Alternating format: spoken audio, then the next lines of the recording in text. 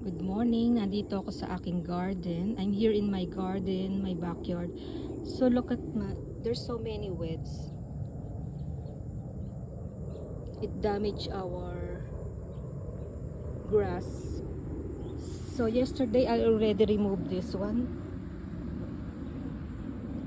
That's the weeds. So I ordered in Amazon this one. I will try. I tried it yesterday, but it's effective. So this one. So it's easily to remove.